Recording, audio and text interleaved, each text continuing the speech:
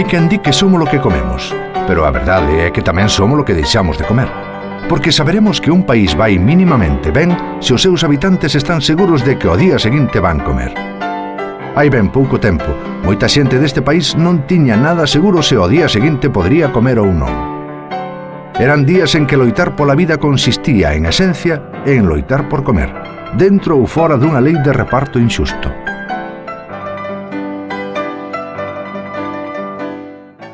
Eu acordo-me que estábamos á cola para coller o aceite. Bueno, o xornal dá para pouco, dá para almorzar e para xantar, pero se cadra non dá para cear. de Portugal para aquí, nosa perlo veu moita vida, moita vida. Unha etapa bastante longa na que os alimentos estaban racionados, totalmente racionados, e funcionaban a través dunhas cartillas de racionamiento que se chamaban, e que as tiñan pois cada cabeza de familia da cidade ou do lugar donde vivisen. Aquí daba yo a cartilla e eles daban che non pagabas nada. Daban, vendían, como digo que non daban, vendían a cuarto litro de aceite por mes, por persona, cuarto litro de azúcar. Daban-nos queixo e daban-nos, non sei se era arroz, e aceite, algún aceite, e algunha fariña, e, bueno, daban así algunhas cousas desas. E hasta nos deran un colchón. Yo recuerdo de comprar sábanas. Eso lo recuerdo porque tenía un pariente que tenía un comercio y nos avisaba. Vinieron sábanas, pero había que llevar una cartilla. Daban aquel racionamiento, pero racionamiento para 15 días ou un mes, que non chegaba para nada.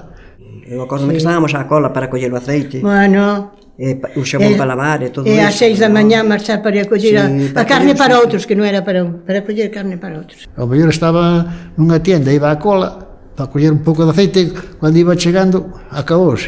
E logo dispós, os bichos nadaban polo leite que comías, desses bichos. Eso cando daban, cando non dicían que habían roubado dúas da estación, ya non daban nada. Non recordo máis que que íbamos ca cartilla de racionamiento á panadería e traíamos pan. O que recordo que era un pan moi malo porque hasta tiña mal olor. Que non se podía comer siquiera, era amarillo de todo. Non sei de que, dicían que era de casca de naranja, dicían. E dicían que era feito de serín un serín que, bueno, que se facía nas fábricas de muebles e por aí. Se podía comer aunque no fuera bien, pero otras veces lo llevaba a mi mandadera para las gallinas porque era incomible, ¿no? Pero a fame negra, entonces había que comerlo.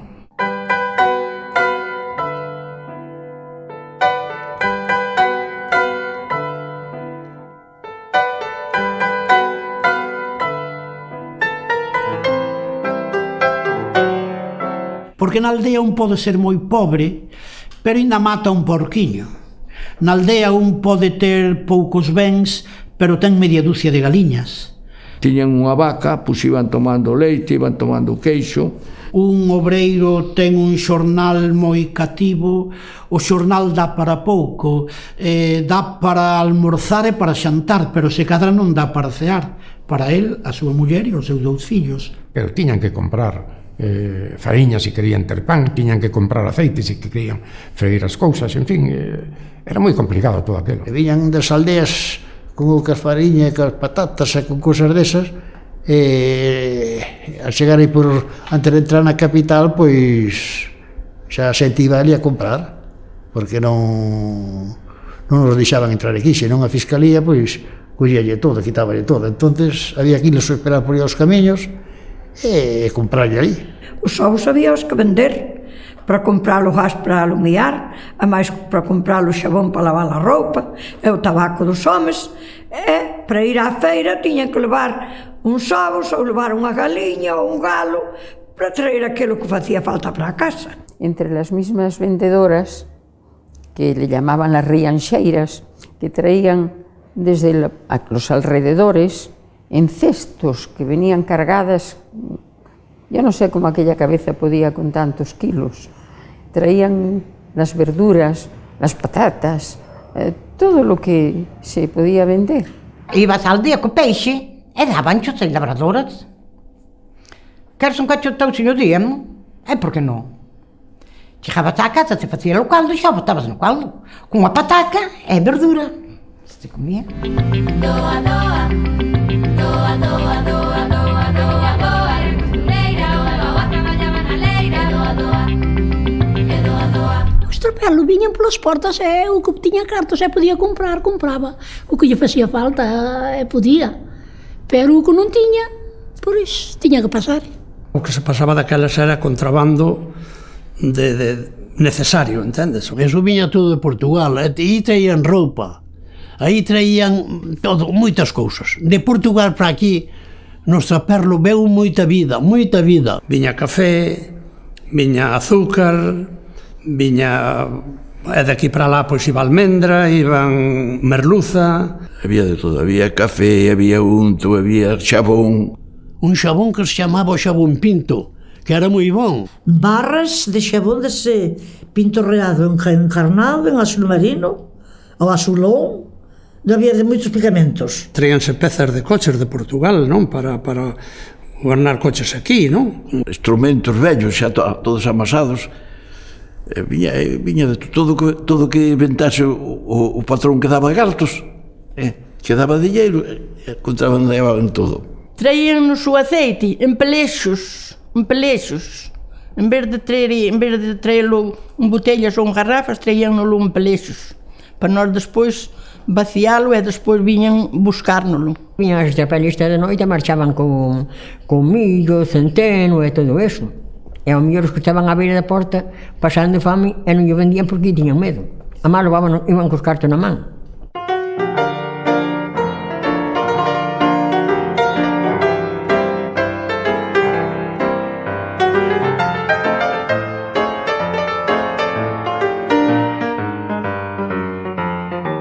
Nós o Traperlo que facíamos todas as agachadas. Por aquí a zona esta, desde a Guardia hasta arriba, hasta a fronteira toda con Portugal, era do que máis se vivía, De día traballaba na casa, e de noite iba ao contrabando para quen me necesitaba, non? O río ten moitas curvas, todos son curvas, pois era máis fácil burlar a Guardia Civil. Atravesaban o río con un lote de cousas ao lombo e veña nadando e tal, non sabes eso.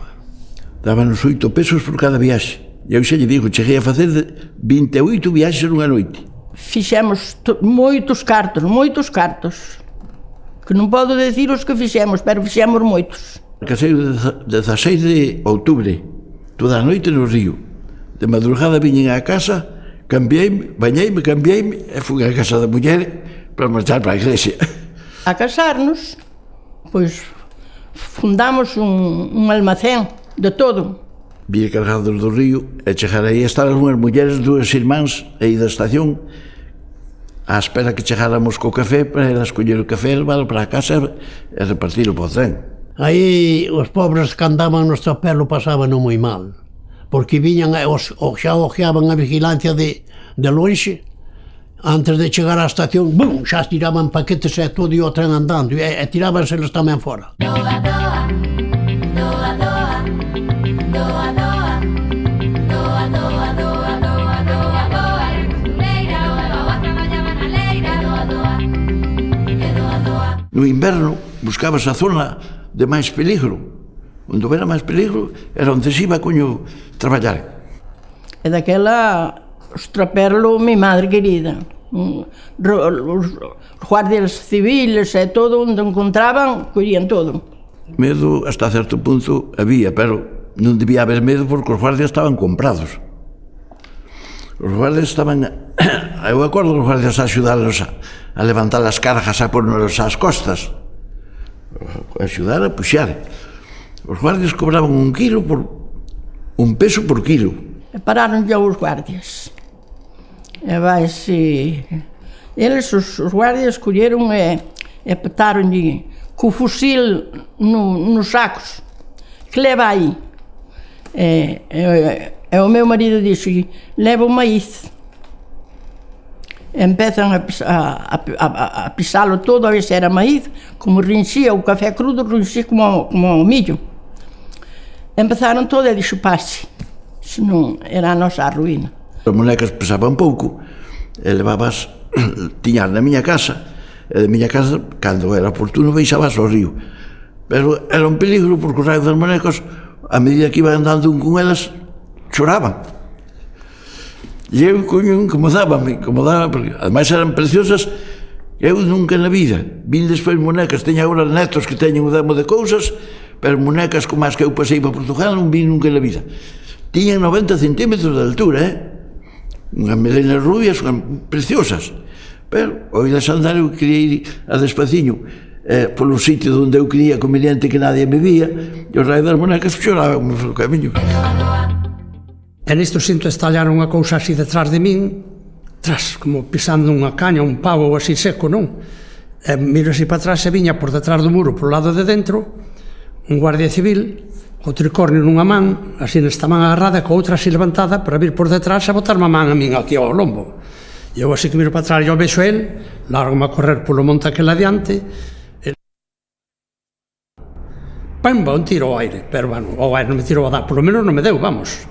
Ay, guardiña, mi guardiña, ilustrísimo señor, déjame pasar el río, déjame pasar la flor.